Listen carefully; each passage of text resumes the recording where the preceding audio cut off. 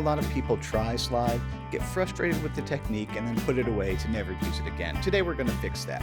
We're going to learn how to use standard tuning slide to make atmospheric pads,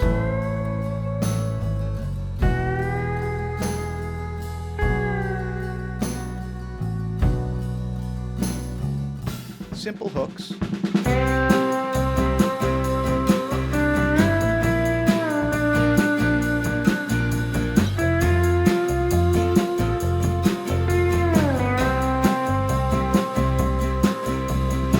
and if we get confident enough, solos.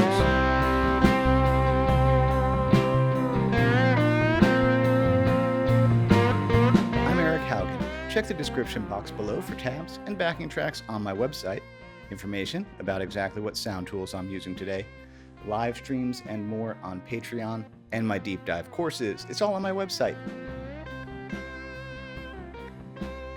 This guitar, this Flashback Junior from Retro Sound Guitars, it's just got 10s on it. The action is actually the same as normal playing. I'll take a picture so you can see exactly where I am at the 12th fret. Yeah, the whole thing is about having a light touch. I am using, by the way, slide-wise, I'm using the Dunlop 212. They call this a heavy wall glass slide because it's got good thickness around there, but it's not too heavy. The other slide I recommend that I think is a good all-purpose slide is the Dunlop 220 chromed steel slide. I used to use that one a lot on my ring finger. You'll see people use slide on the middle finger as well. Woohoo, everybody's favorite finger. I like pinky because if I wanted to do some fretty things, I could, and by now I've just gotten used to using it on my pinky. Now, in terms of signal processing, this guitar has good sustain out of the gate, and the Car Skylark has a built-in attenuator, so here's... we got it set for some crunch in the room, but I wanted a little more sustain out of it, so I'm using the Jangle Box. And the Jangle Box is cool because it has a dark mode, so on a single pickup guitar like this is a really cool pickup, the Firebird pickup, but it's quite bright, so I clicked that over to dark, and then I wanted even a little bit more saturation. So I'm using the tape compression side of the Strymon Deco to get even more sustain.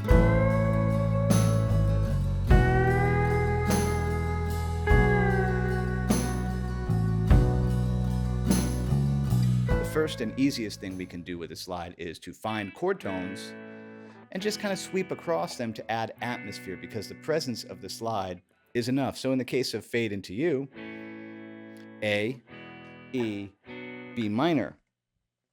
So that simple slide part is really just going up, finding this C sharp of the A chord. So he was visualizing this chord. We'll talk more about the technique in a second. And then he's looking for the E chord. And then the B minor. That's all it is. So honestly, though, it's such a cool thing to do. Because, like I said, the presence of the slide is a vibe unto itself. It doesn't have to have a bunch of notes. I don't recommend jamming the slide all the way down onto my finger until I'm like this. That's kind of an awkward position for your hand. I like to put the slide down to there so that I can bend my hand very naturally. Notice these fingers are gently on the strings behind so that they can support. Sometimes people will get that thing happening. And sometimes you can do that, but generally we're just very loose and light. And yeah, I'm not pushing. I'm just letting the slide go across the top there. Other things I really want to point out, say I was going for that 14 there. We're used to the note is there, so we aim our slide for that. You can hear that's out of tune. The circle has to line up with the fret. And vibrato is side to side. So check it. Oh wait, can we see it?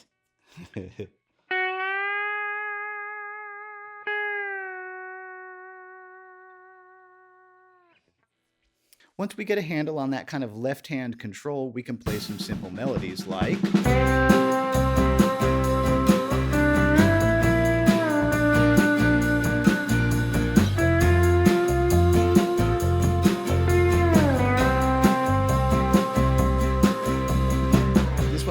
loosely going to follow the chord progression: C, B flat, F, C.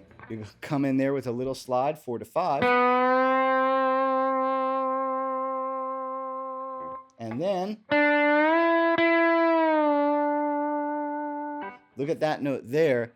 That is part of that B flat chord. And then we're looking for an F.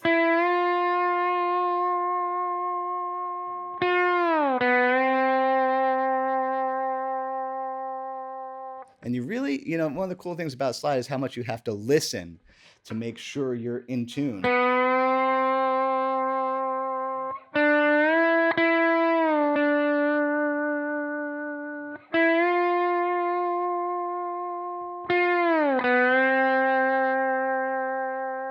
Notice also, I don't do the vibrato immediately. You wait just a second, and then you put the shake on it. Now, no standard tuning slide video would be complete without some George Harrison.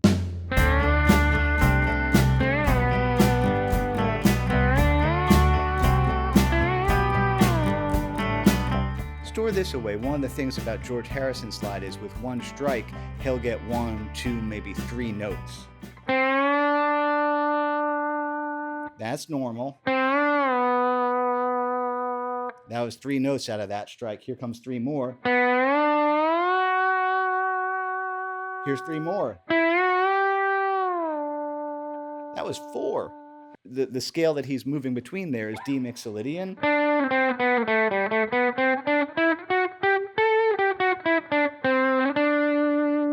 That's why we got that. Because that's on a G chord. Looking for that D chord.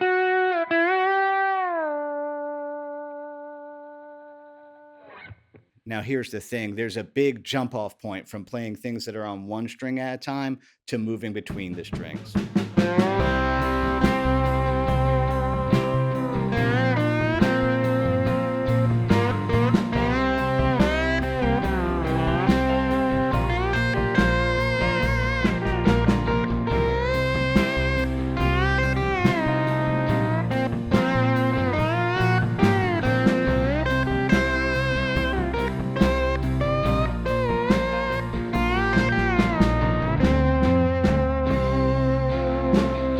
Play this Mick Taylor solo, we're going to be doing string blocking with hybrid picking. Say we're doing 8 and 8, sway is in C blues,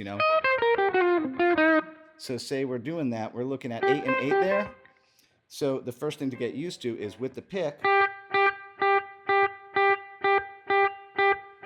catching that 8 on the B string when we're done with him. And then similarly, we're going to use our middle finger, our favorite finger, to get the 8 on the high E. So the first thing to get used to is just going to catch those notes, because if we don't do that, we just end up with as opposed to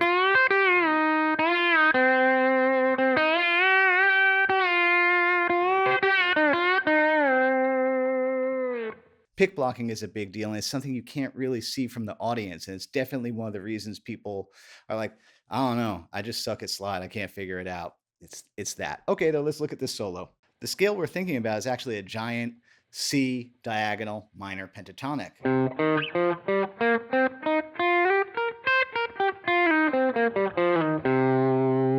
So Mick is going to come in there with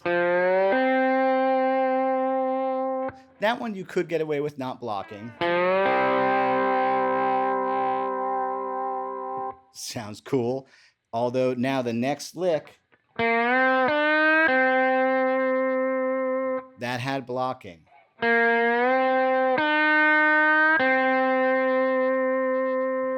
And then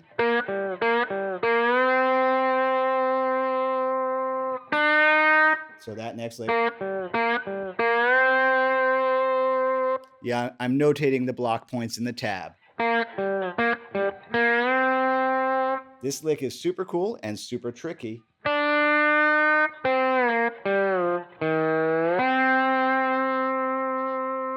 Let's look at that one again.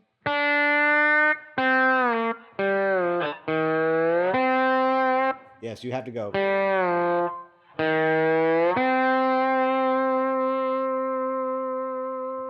And then we're kind of up to that next position of C blues.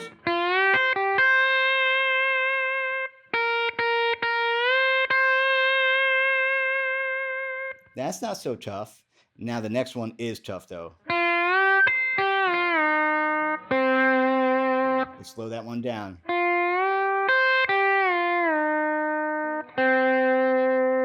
So, block,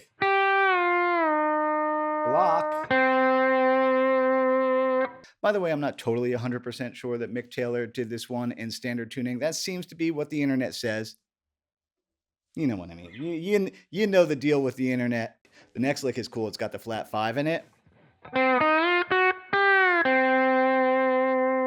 More of these.